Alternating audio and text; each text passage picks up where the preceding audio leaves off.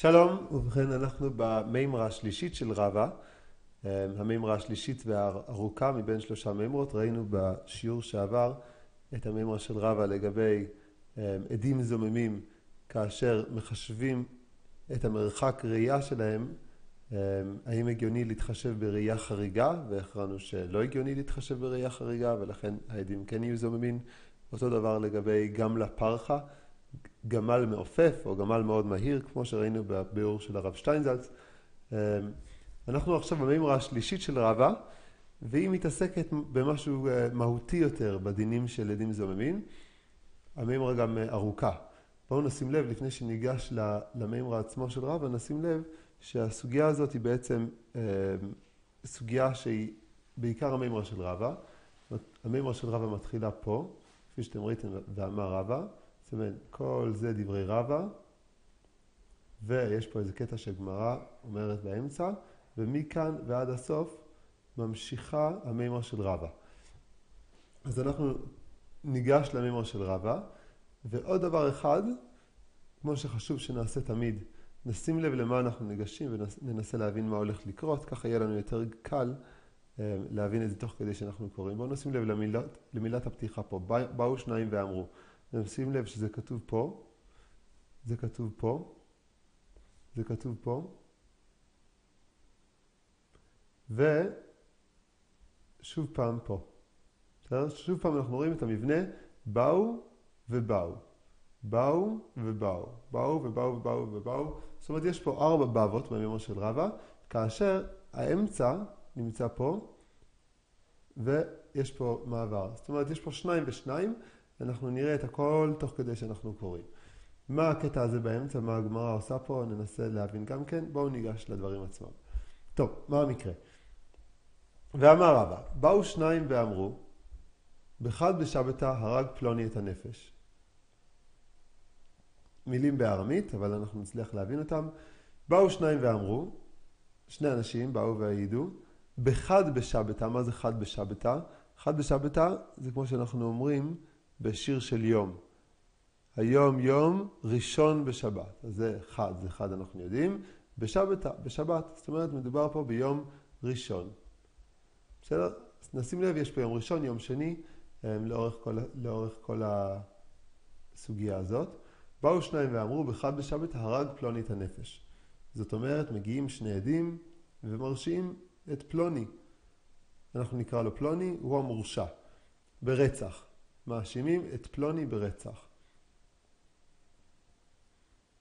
ובאו 2 ואמרו, עמנו הייתם בחד בשבתא. זאת אומרת, הם מזימים, עמנו הייתם, זאת העדות המזימה, הם מזימים את הכת הראשונה של עדים, וטוענים שהם היו איתם באותה שעה שהם העידו, שהם בעצם היו ברצח, ולכן זה לא הגיוני. על כך התורה אומרת, ועשיתם לא כאשר זמם לעשות לאחיו, וזו הסוגיה שאנחנו עוסקים בה, אלא בתרי בשבתא הרג פלוני את הנפש. עכשיו יש לנו משהו חריג. נשים לב למשפט הזה, נסמן אותו גם באדום, אלא בתרי בשבתא. זאת אומרת, העדים השניים, נכון, באים ואומרים 2 דברים. דבר אחד, אתם זוממים ומזימים את הראשונים, מזימים, וגם מרשיעים בעצמם את פלוני. זאת אומרת, הם מרשיעים את פלוני על כך שהוא הרג את הנפש. אלא, מה הם אומרים? שזה קרה בתרי בשבתא, ביום שני. נכון? נסמן את זה בסגול, כי זה מתעסק בימים. בתרי בשבתא. אומרת הגמרא פה, ולא עוד, אומר רבא, ולא עוד, אלא אפילו אמרו ערב שבת הרג פלוני את הנפש, נהרגים. בסדר, נסמן גם את הדין שלהם, שנוכל לראות את זה בבירור, נהרגים. בסדר, הדין פה שנהרגים, ויש פה גם הסבר. דבעידנא דקמסא די, כאשר הם העידו, שבזמן שהם העידו, בזמן העדה, נזכור את זה, עידנא זה זמן, בזמן שהעידו, דקמסא די, שהם, או כאשר הם העידו, ככה כותבים בארמית, שהעידו, גברא לאו בר קטע להו, האיש אינו חייב מיתה, או אינו איש לא בן זה בר, בר זה בן, קטלה. קטלה זה לקטול. אנחנו משתמשים בזה גם בעברית מודרנית, קטלתי אותך. הכוונה היא להרוג. איש לא בן מוות הוא, בן מיתה הוא. זאת אומרת, הוא לא חייב. כלומר, עכשיו ננסה להבין מה כתוב פה. המקרה הוא קצת מסובך, הוא יותר מורכב מהמקרים שאנחנו רגילים להם, כי העדים הראשונים בעצם רוצים להרשיע מישהו במיתה, שהוא כן חייב מיתה.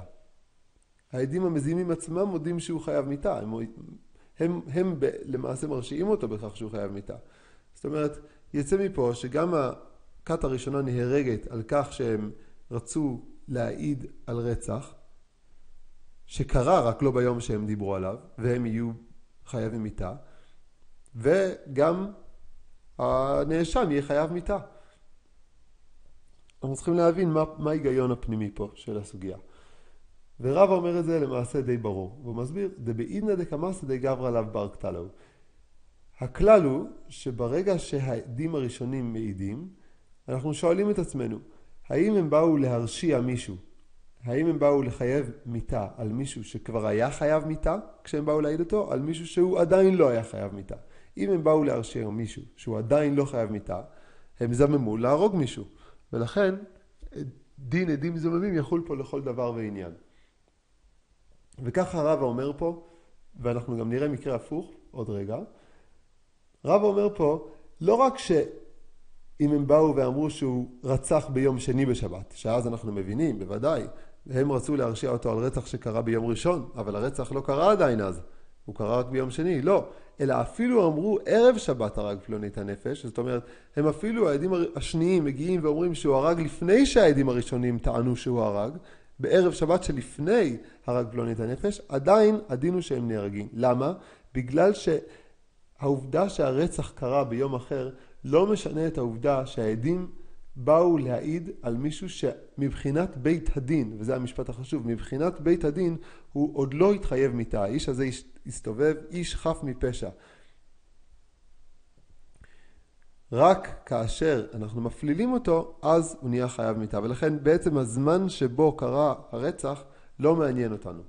זה הבבא הראשונה של דברי רבא. עכשיו אנחנו עוברים לשאלה של הגמרא. מה כמשמע לן? מה בא ללמד אותנו? תנינה, נכון? יש לנו משנה שאומרת, לפיכך נמצאת אחת מהן זוממת, הוא והן נהרגין, והשנייה פטורה. המשנה כאן מצטטת חלק קטן מתוך משנה אחרת, שאנחנו נסתכל בה. לפני שניגש למשנה, רק נבין את השאלה. מה בא רבא ללמד אותנו? הרי זו משנה. אנחנו צריכים לשים לב שהאמוראים אסור להם לחזור על דברי תנאים. אם יש משנה, אפשר ללמוד את המשנה. ברגע שהאמורא מגיע ומוסיף משהו, או אומר משהו מעצמו, אנחנו זוכרים את זה בגלל שיש לזה תוספת על מה שכתוב במשנה. בואו נראה על לאיזה משנה הגמרא פה רומזת. נביא אותה, משנה שמופיעה אצלנו בגמרא בדף ח'.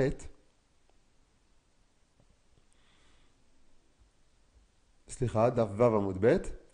זאת המשנה שלנו. שימו לב לציטוט שהיא נמצאת מפה, זה החלק שהגמרא שלנו מצטטת.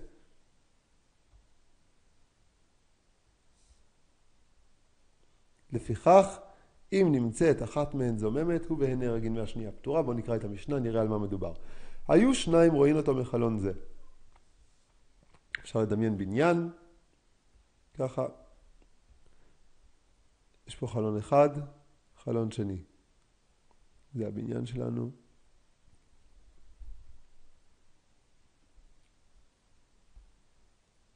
מול הבניין יש רחוב, וברחוב הזה מתרחש רצח. נעשה את זה ככה קצת באדום, שיראה כמו קצת בלגן. יש פה רצח. יש לנו עדים שנמצאים פה, ויש לנו עדים שנמצאים פה. ככה הם טוענים בבית הדין.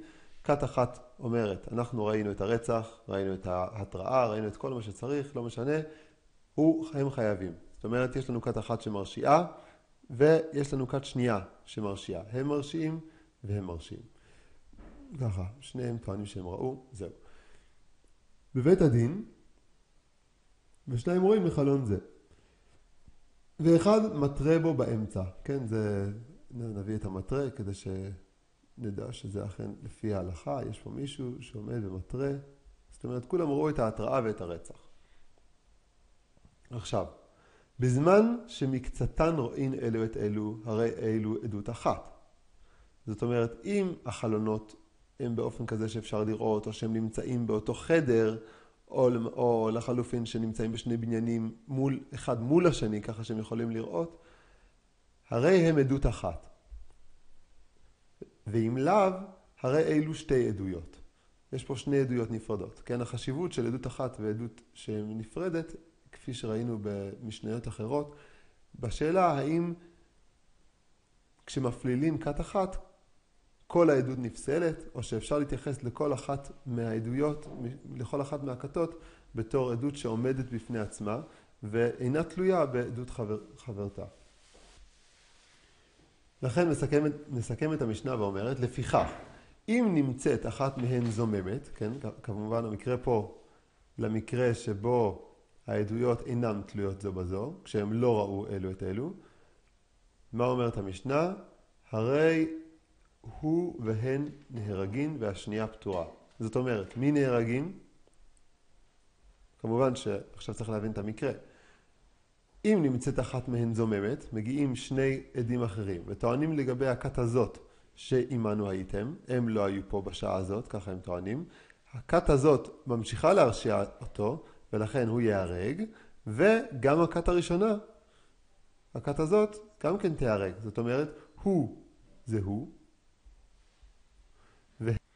והן זה הם. יפה. אז יש לנו הוא והן נהרגים. והשנייה, מי זה השנייה? הכת הזאת פטורה. אחלה. אז המקרה שלנו הוא בדיוק מה שרבא מנסה להגיד. יש כאן שני עדויות, כל אחת מהן עומדת בפני עצמה. ואנחנו מגיעים למקרה שבו למרות שהעדות של אחת מהן נסתרת, אנחנו עדיין מקיימים את העדות של הכת השנייה, והכת הראשונה גם כן נהרגת.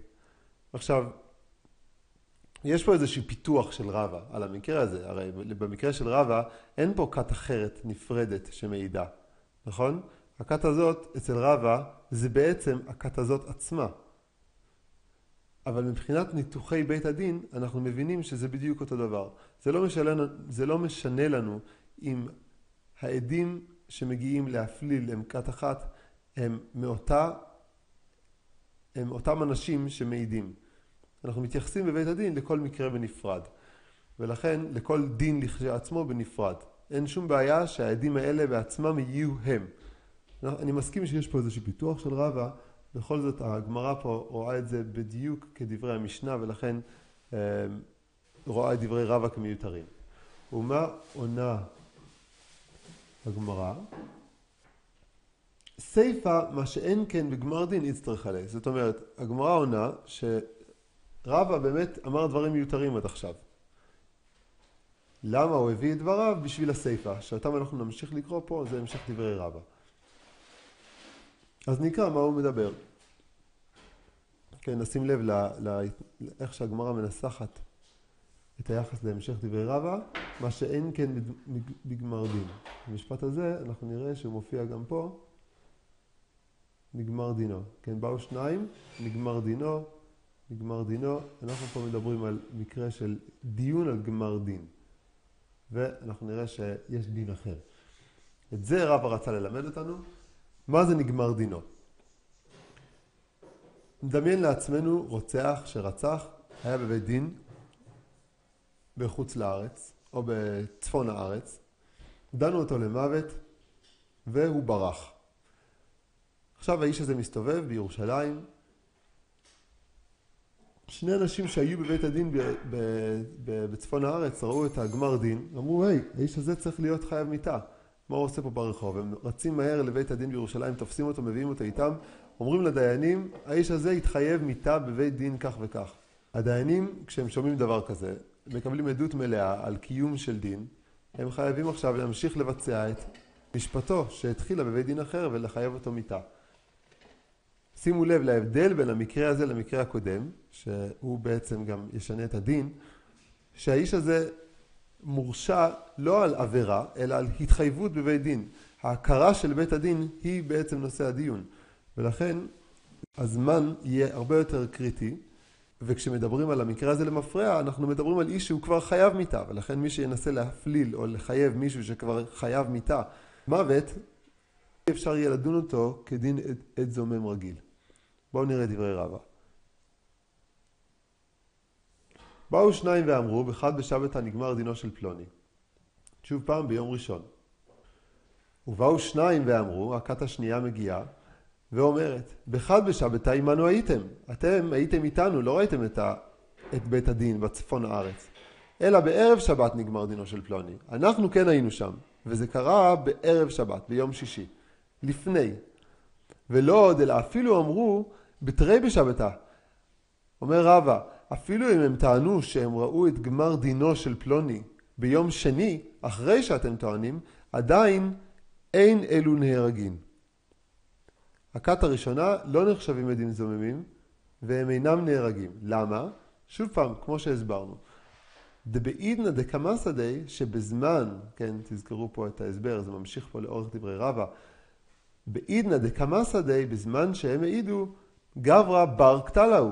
האיש הזה כבר היה חייב מיתה. חייב מיתה שבית דין מכירים בו שהוא חייב מיתה. זה המשפט החשוב, שבית דין מכירים.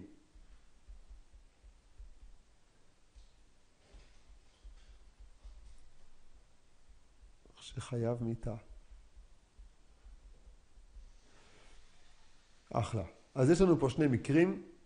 מקרה ראשון, מקרה קלאסי של הזמה, עם תוספת של העדים השניים, כאשר הדיון הוא סובב סביב רצח, ומקרה שני סביב גמר דין. במקרה הראשון אמרנו שהעדים הזוממים נהרגים, למרות שהם בעצם הרשיעו מישהו שחייב מיתה או שהתחייב מיתה בסוף. למה? בגלל שכשהם דיברו, בית הדין לא הכיר בכך שהוא חייב מיתה, והם באו לחייב אותו מיתה בבית דין. במקרה השני, אנחנו פותרים אותם, מפני שהעדות שלהם לא חידשה שום דבר מבחינת בית הדין. למרות שבית הדין בירושלים גילו את זה אחר כך, הם גילו שבית דין אחר, שזה מוסד בית הדין, כבר הכיר בכך שהאיש הזה היה חייב מיתה, ולכן העדים הזוממים זממו להרשיע מישהו שכבר חייב, ולא ניתן לחייב אותם בדין זוממים. רבא ממשיך ואומר, וכן לעניין תשלומי קנס. הוא לוקח את כל מה שאמרנו עכשיו, ואנחנו לכן נקרא את זה מהר. כל הדין הזה עובד לא רק בדין מיתה, אלא גם בתשלומי קנס. מה זה תשלומי קנס? דיברנו על זה כמה פעמים.